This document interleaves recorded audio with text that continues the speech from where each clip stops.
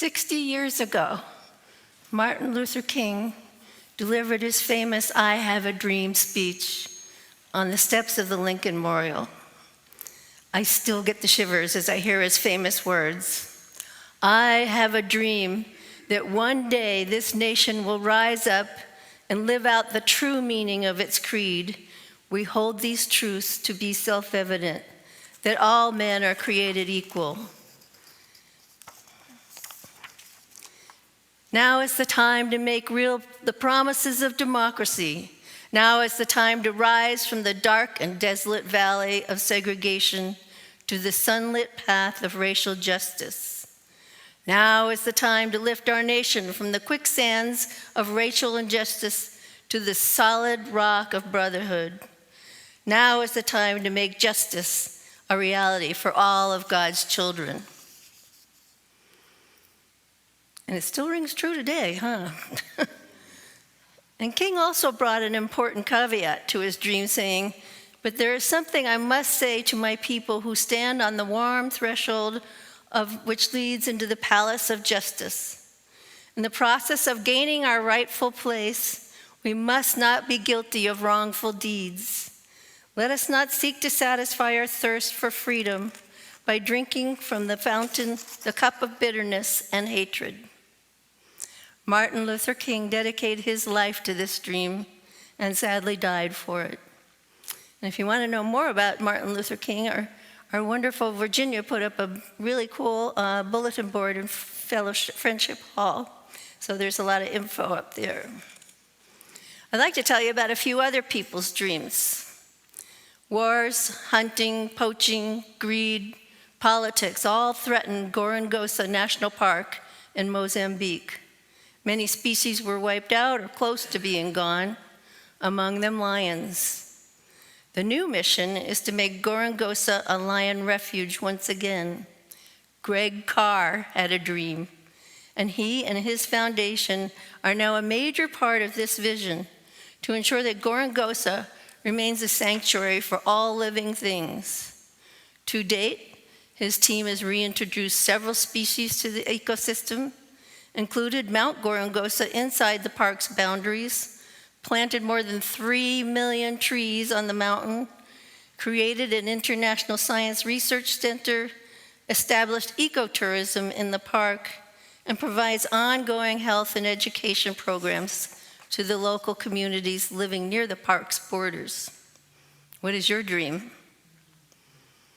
The dream that became Habitat for Humanity first grew from the fertile soil of Koinonia Farm, a community farm outside of Americus, Georgia, founded by farmer and biblical scholar Clarence Jordan. On the farm, Habitat's eventual founders, Millard and Linda Fuller, developed the concept of partnership housing. The concept centered on those in need of adequate shelter, working side by side with volunteers to build decent, affordable houses. The houses would be built at no profit. New homeowners' house payments would be combined with no interest loans provided by supporters and money earned by fundraising to create the Fund for Humanity, which would then be used to build more homes. In 1973, the Fullers decided to take the Fund for Humanity concept to Zaire, now the Republic of Congo, Democratic Republic of Congo. After 3 years of hard work to launch a successful house building program there, the Fullers came home to the US and called together a group of supporters to discuss the future of their dream, Habitat for Humanity International, founded in 1976. The times have changed, the build site locations have grown in number, but the very real change that the original family experienced is shared by families today who partner with Habitat to build or improve a place they can call home. Thanks in no small part to the personal involvement of our President Jimmy Carter and his wife Rosalind and the awareness they have raised, Habitat now works in all 50 states in the US and in more than 70 countries and has helped more than 59 million people achieve strength, stability, and independence through safe, decent, and affordable shelter. What is your dream? ask you a couple questions. You don't need to raise your hand or speak out. Just answer them in your head. Name the 5 wealthiest people in the world. Name the last 5 Heisman Trophy winners. Name 10 people who have won the Nobel Prize. Name the last 10 years' worth of World Series winners. How'd you do? I didn't do so great. The point is, none of us remember the headliners of yesterday. The applause dies, the awards tarnish, achievements are forgotten, and accolades and certificates are buried with their owners. Let's try another quiz. Again, no need to raise your hands or speak out. List a few teachers who aided your journey through school. Name 3 friends who have helped you through a difficult time. Name 5 people who have taught you something worthwhile. Think of 5 people you enjoy spending time with. Easier? Of course. The people who make a difference in your life. The ones who help you find your dreams are not the ones with the most credentials, the most money, or the most awards, but the ones that help you personally. I'd like to read you another story about Mike's dream. This is written by Nancy Gavin. I did not make it up. It's just a small white envelope stuck among the branches of our Christmas tree. No name, no identification, no inscription. It has peeked through the branches of our tree for the past 10 years. It all began because my husband Mike hated Christmas. No, not the meaning of Christmas, but the commercial aspects of it. The overspending and the frantic running around at the last minute to get a tie for Uncle Harry and the dusting powder for Grandma, the gifts given in desperation because you couldn't think of anything else. Knowing he felt this way, I decided one year to bypass the usual shirts, sweaters, ties, and so forth. I reached for something special just for Mike. The inspiration came in an unusual way. Our son Kevin, who was 12 at that year, was on the wrestling team at school. Shortly before Christmas, there was a non-league match against a team sponsored by an inner-city church.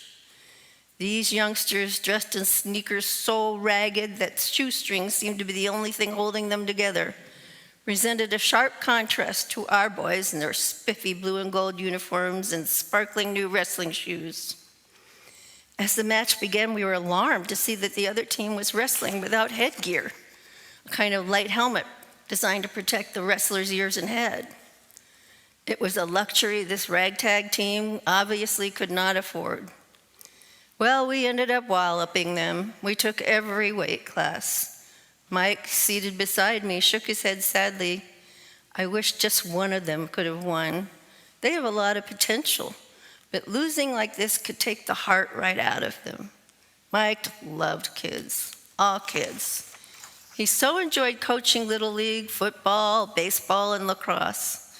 That's when the idea for his present came.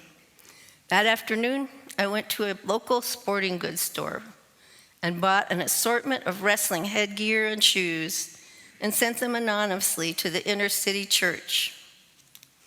On Christmas Eve, I placed a small white envelope on the tree, the note inside telling Mike what I had done and that this was his gift from me. Mike's smile was the brightest thing about Christmas that year, and the same bright smile lit up succeeding years. For each Christmas, I followed the tradition. One year, sending a group of mentally handicapped youngsters to a hockey game. Another year, a check to a pair of elderly brothers whose home had burned to the ground the week before Christmas, and on and on. The white envelope became the highlight of our Christmas. It was always the last thing opened on Christmas morning, and our children, ignoring their toys, would stand with wide-eyed anticipation as their dad lifted the envelope from the tree to reveal its contents. As the children grew, the toys gave way to more practical presents, but the small white envelope never lost its allure. The story doesn't end there. You see, we lost Mike last year due to dreaded cancer.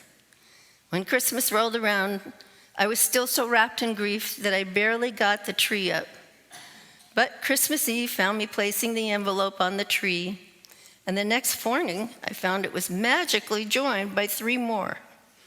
Unbeknownst to the others, each of our 3 children had for the first time placed a white envelope on the tree for their dad. The tradition has grown, and someday will expand even further with our grandchildren standing to take down that special envelope. Mike's dream, like the Christmas spirit, will always be with us. What is your dream?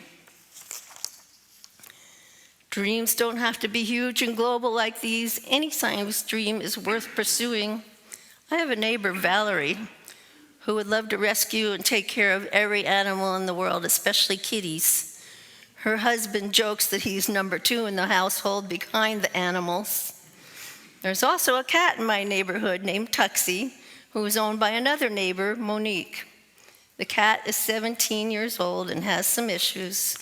So Monique tries to keep him inside and protected, but Tuxie is a cat of the people.